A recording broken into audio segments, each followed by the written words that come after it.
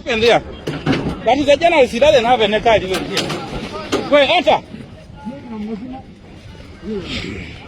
You are recording. You shall release them. Okay. No matter where you are.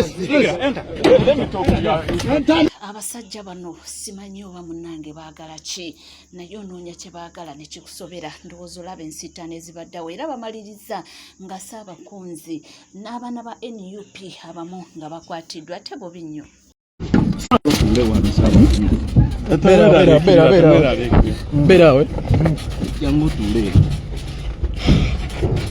Kino kye kigenda mu maaso tuwambiddwa tuli ne Ssaabakunzi tuli Mityana sharing a video kubagambe tukwatiddwa Mityana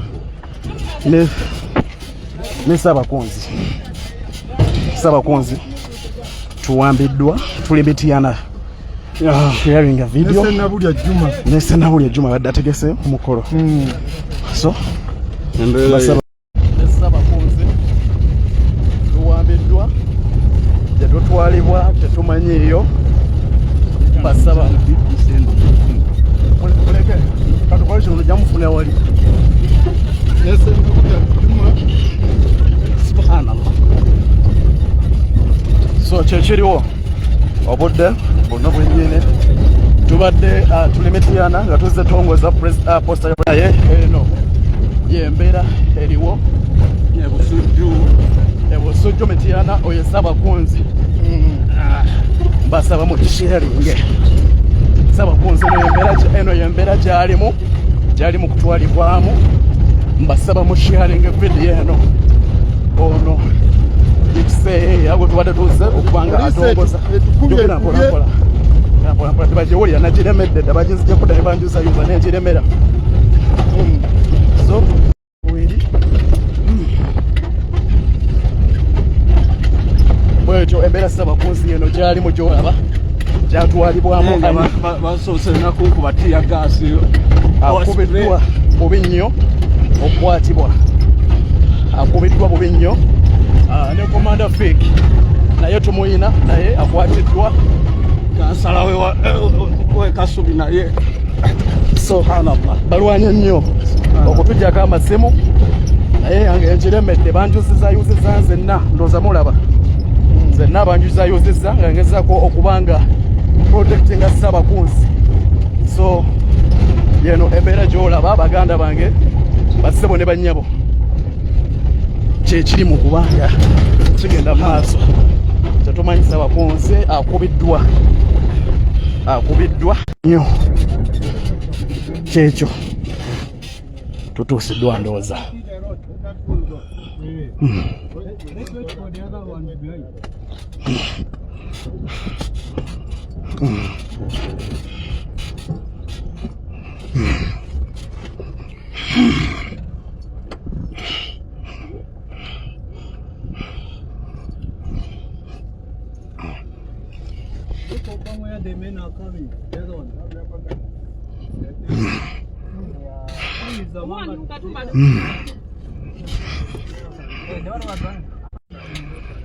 so kufuna amaloboozi gaabwe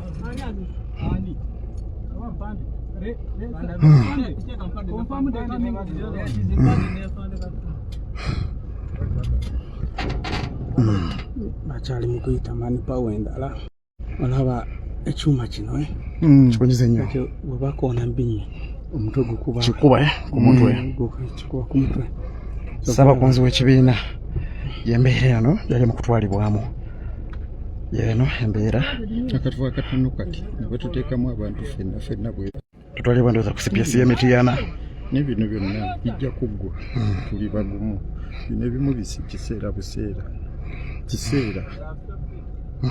kiseera kutulugunyiza kuba kwonna kwe tuba tuteekamu konna kati tukoze eki nawandise baluwa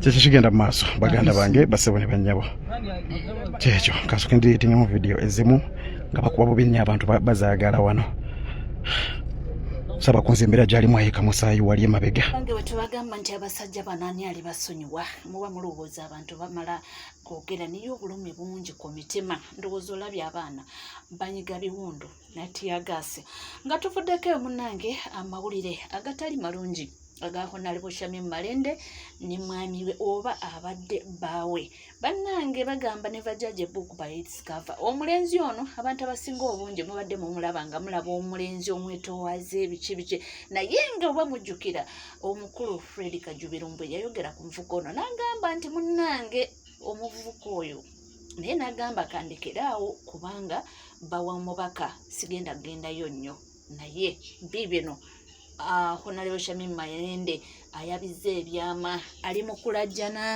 twala mu kisa guno okubanga netondera abagoberezi bange bonna aba Shamim Malende okuba nti awantu awasinga awamu naddala ku social media temukyandaba kubanga sikyalina wenteeka mirimu gyange peegi yange eri official eya Shamim Malende ya Bluetooth yawampibwa emmotoka yange UBK Toyota Harrier 862 yawampibwa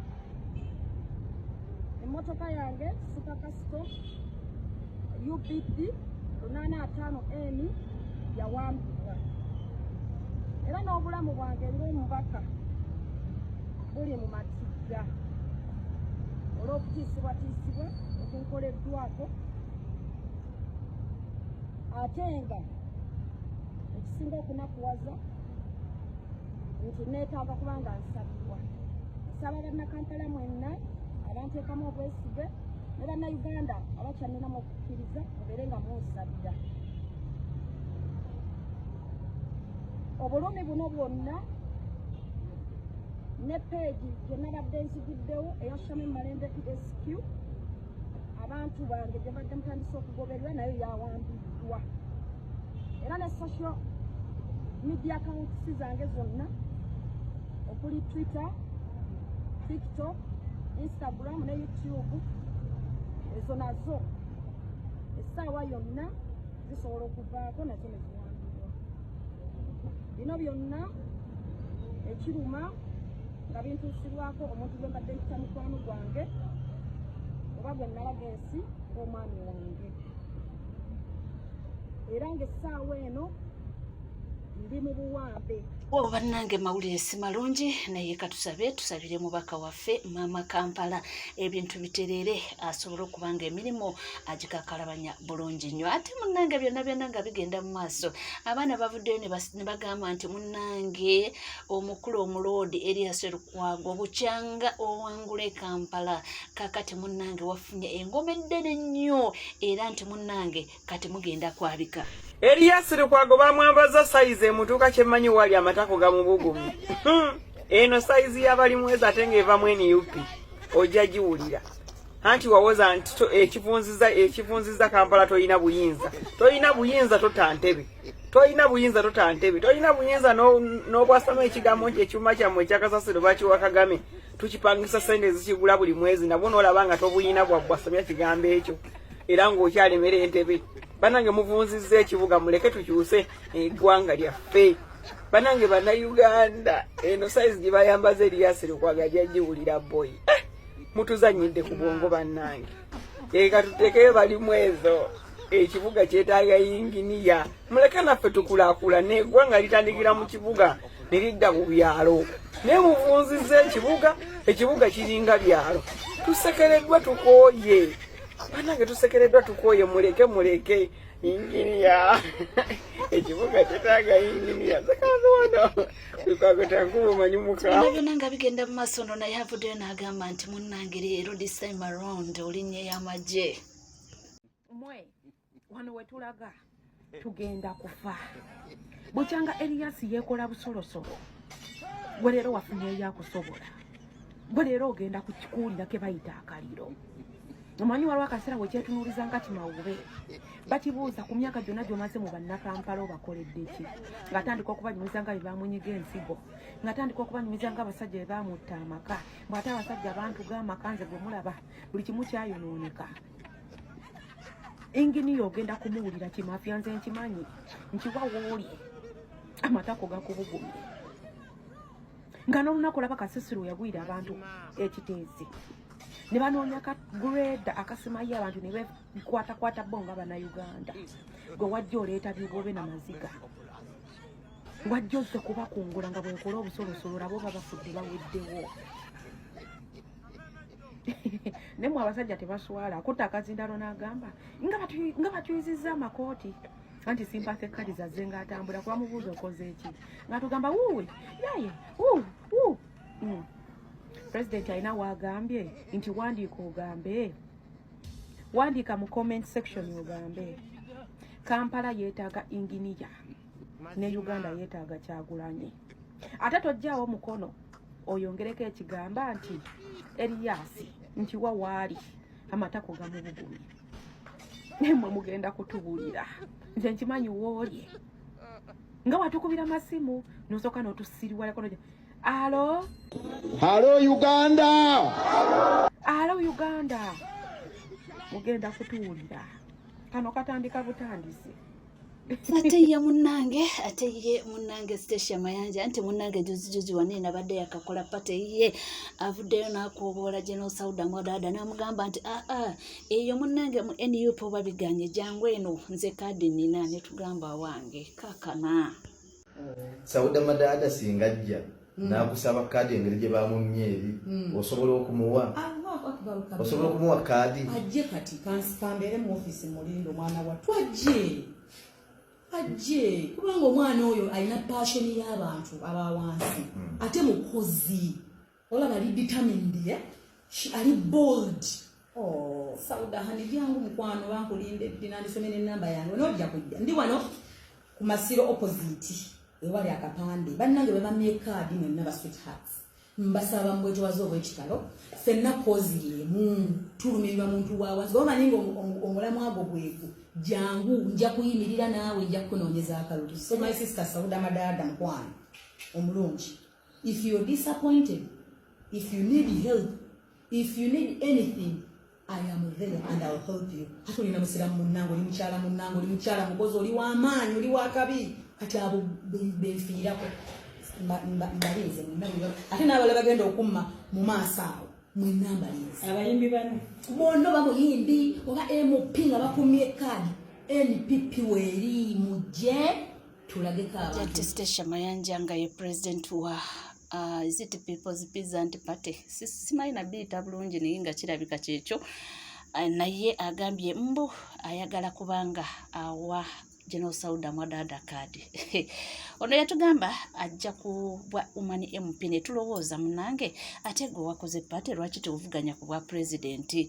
naye kati naye ayita ba members nabo mbu abatafuna kadi zabe mulugunya mbu bagendeyo awo tuvuddeyo munnange nabatafuna kadi beyongedde okuwanda muliro era ebigambo beboogera tebiwoomya matama abaana abawala bakwatibwa wano mu Mbuya babakozesezza abawala abatali omu bana ng'abantu bana bakwebakako nga bakusuubiza kadi abantu babbiddwa ssente juzi ku kasaawa awo ku Mirambozi abantu banonawo ssente abo bennyini abawerekera Waiswa bamukwatira ensawo Waiswa abbye ssente Waiswa afunye buli kimu yazze kutunyagulula naye ate naddira n'abantu ab'enkizo abasobola mu Nakawa n'abajjamu nga beebuuza ku balimu eza aluddewo ng'asobola okulambika ne baga nti abo balina ssente abakolera abantu balina akajjanja ssente bazijja mu gavumenti mu movement. Lwaki olowooza nti Waiswa ky'ekizibu kya Nakawa?